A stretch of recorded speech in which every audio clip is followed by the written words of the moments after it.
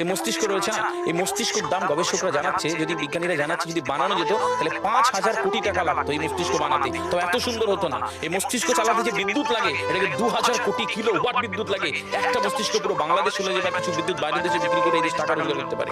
এই আপনি চিন্তা করেন যে শিরো পশিরে গেল, একটা তারের হেডফোনকে পকেটে দেবেন আর বের করবেন, দেখবেন ছাড়াতে হচ্ছে, জুড়িয়ে যাবে।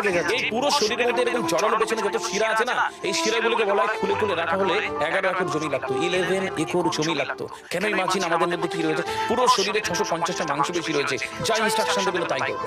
আজকে একবার ভেবে নেন একটা বাইক কিনবেন, হন্ডা কিনবেন, আপনি বাইরে বেরোবেন দেখবেন সব বাইকের দিকে নজর যাবে, এই বাইকটা ভালো, এটা সুন্দর, মাইলেজ ভালো, কোনটা ভালো, কি দেখবো। যতক্ষণ না কিনবেন মস্তিষ্ক আপনাকে ছাড়বে না, ও চিন্তা করতে থাকবে। ঠিক সেরকম একটা কমেন্ট যখন দিয়ে দেবে, এই মস্তিষ্ক আপনাকে ওই কাজে এগিয়ে নিয়ে যাবে।